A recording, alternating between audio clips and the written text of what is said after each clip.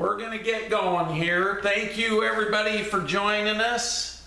And I'm going to mute everybody just so we don't get too much background noise.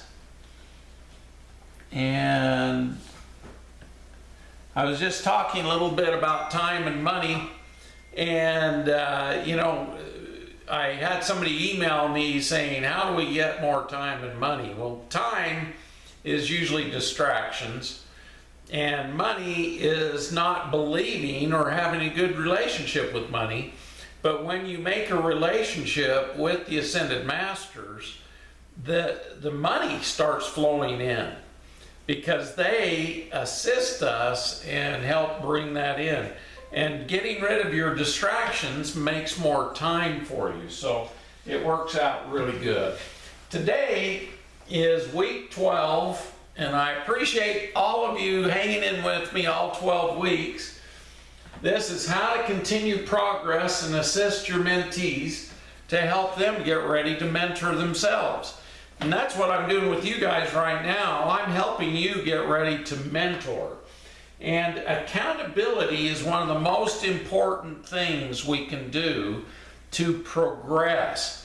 In other words, we need to be accountable for what we're doing or what we're not doing. Because some of us, you know, we don't do it because we're not accountable enough to do it. And so accountability and success stories will help the mentee to progress, because accountability and success go hand in hand, because when we're accountable, we will have success. And those success stories help change our subconscious beliefs that cause us to keep us from progressing. And when we have success stories, we start to progress and change the subconscious to accept the success as a new normal. So the subconscious can be our biggest problem or our biggest help. And when we change subconscious thoughts, it actually helps us progress. A lot of the walls we come against are learned behaviors that we subconsciously have in our minds, and they block us from reaching our goals. And so we want to continue and get past those subconscious blockages so we can get to our goal and then get to the next goal.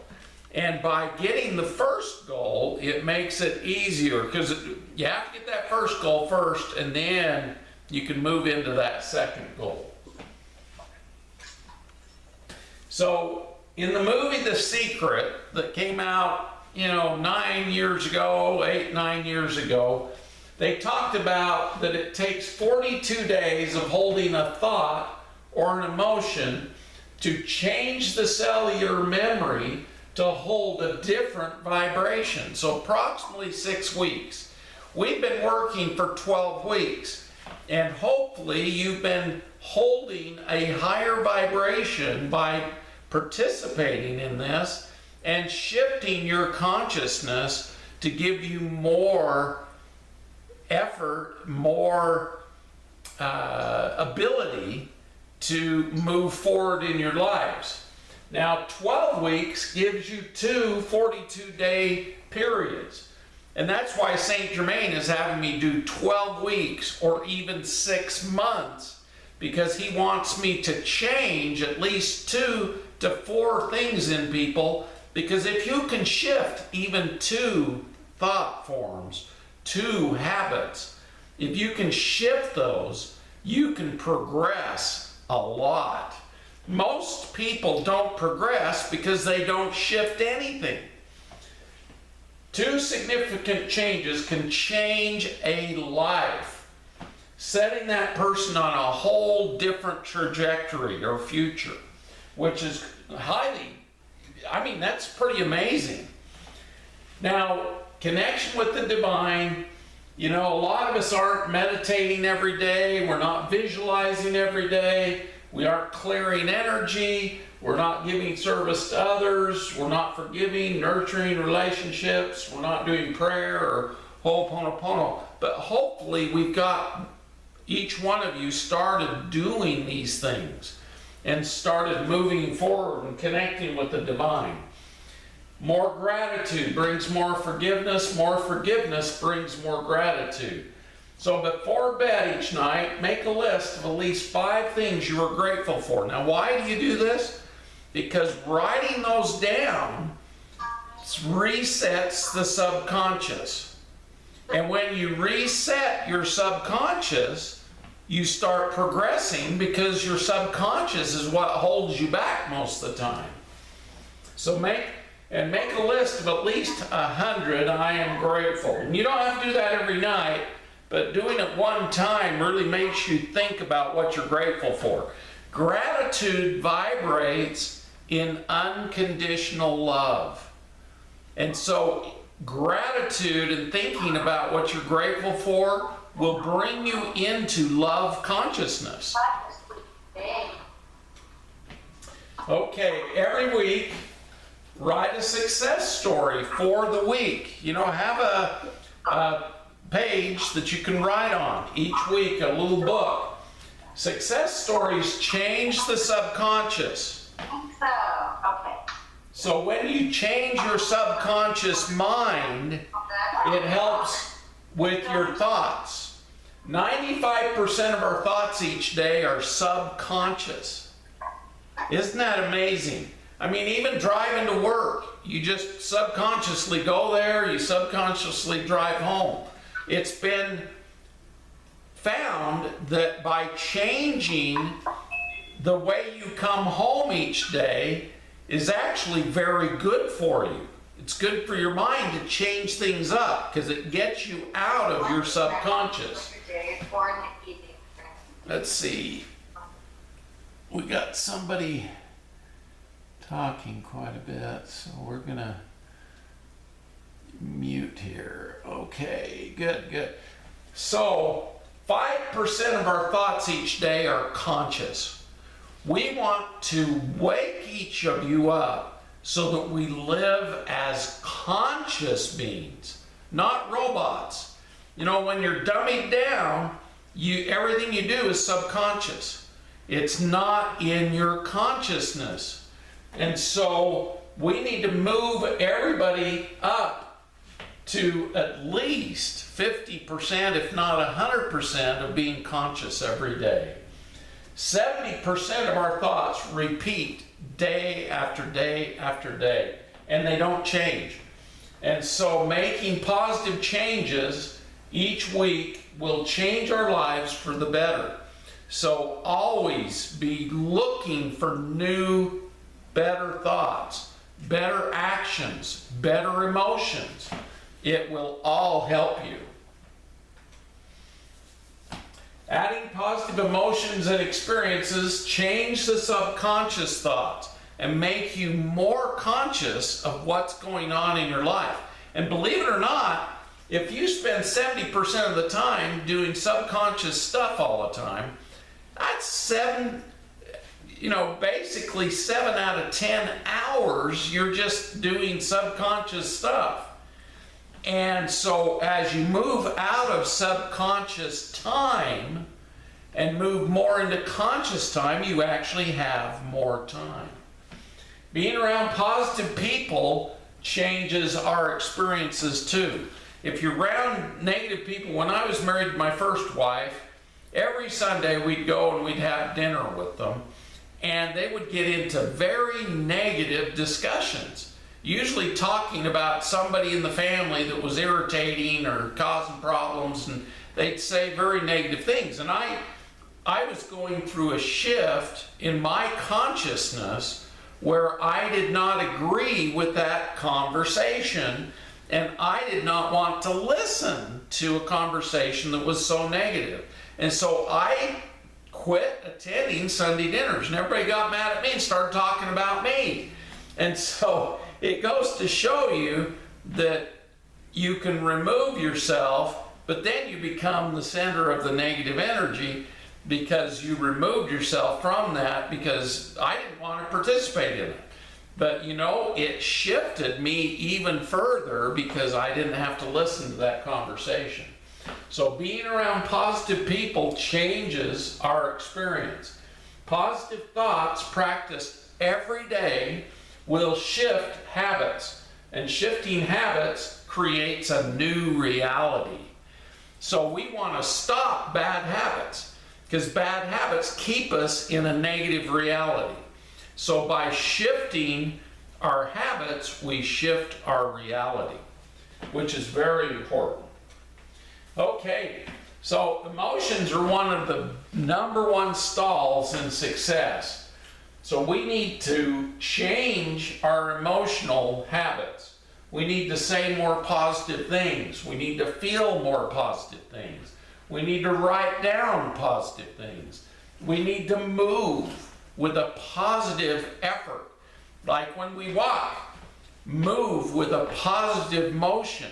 You know, a lot of times we get disabled or hurt, and then we kind of learn to walk slower or walk with a hobble or do things in a disability way. And by changing our thoughts and moving happily or moving smoothly, we actually can shift and heal whatever caused us to hurt in the first place. And the mind is so powerful. Right now, my wife and I are watching a lot of Joe Dispenza. And Joe talks about how we shift our consciousness and it shifts our health. And so by going into the void, going into the nowhere, no how, nobody, not me, nothing, we can shift our mind to create a new reality. So this is very important to think about. So one of the things you can do that will shift you is when you walk, and I teach this to all my people, walk out, go for a walk, because walking is very good for the circulation, but it's also very good for the mind. And as you're walking, you talk to the ascended masters or talk to somebody causing problems in your life and ask them, why are you causing me problems? What is going on? How can I be of more service? How can I do more things? And then as you're coming back, when you return, I shouldn't talk about positive. I should have put listen. As we're walking back, we listen for the answers. And we will hear the answers. It's very cool. Journaling. Journaling is very, very important. Write down once a day something you're feeling, something that is positive. And if it's negative, burn it. If it's positive, keep it in a good journal. If it's negative, keep it in a dark journal that you want to burn up. But journaling has been shown to be very powerful for helping us facilitate our learning and facilitate changing our subconscious. Have a mentor or a friend to report to at least once a day for accountability. Now, I haven't been as good as I should with my mentees to have them report to me every day. And I'm going to make a commitment to myself to do that more frequently, because when you are accountable every day, you do the steps every day, and that shifts your consciousness faster. So being accountable every day is very good.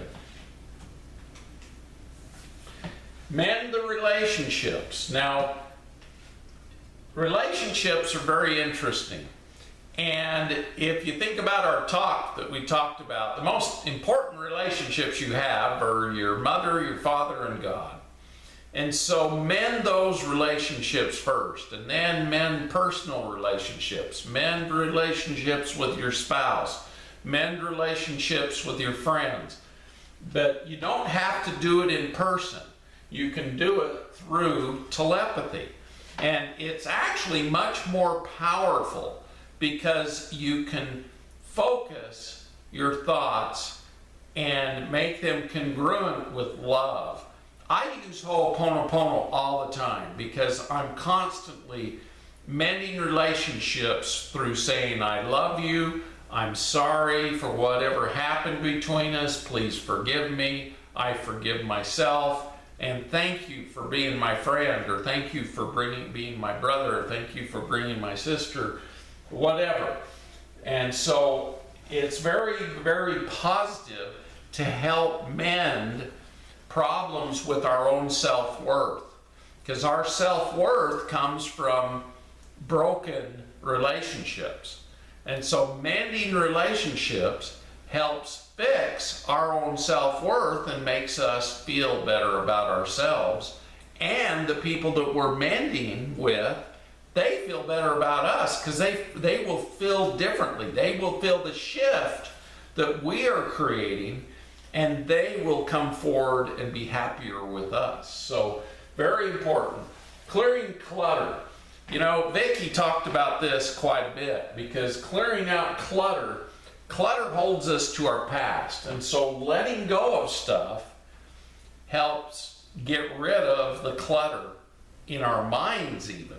So getting rid of the clutter in your house will help get rid of the clutter that's going on in our minds. And it weighs us down, and we should ask our mentees, have you cleaned up the clutter in your house? Have you restored order to your environment? Detoxing the body, clean food equals a clean body and mind. The better our diet, the better we take care of our physical body, the more energy and time we'll have to do the things we really want to accomplish. And remind and make accountable each day. For all our mentees, we need to help them by helping them be accountable every day and check in. Okay. Now, make contacts every day. So, you know, we have a certain amount of time we're out and about. We should be meditating, working on ourselves, but we also have to go to the store to get food. We have to go, you know, out and get gas or whatever we need to do. And during that time, be aware of what's going on. Yesterday, when I was in the store, there was a lady talking about how she had come down with horrible fatigue. Her doctors don't know what's wrong with her. And, you know, as I listened to this conversation, I got my card out and I went up to her and I handed her my card and I say, you know, I deal with these kind of problems every day, and I'm a medical intuitive, and I could help you with this if you would like. And she looked at my card and she goes, well, wow, you're a previous MD even, huh? And I said, yes. And she said, you know, I've been praying for someone who is more intuitive than my medical doctor, because he just does a bunch of tests and he tells me he doesn't know what's wrong with me. And I need somebody to intuit what's wrong with me. And I said, I'd be glad to do it. My name and number's on there. And then I walked away.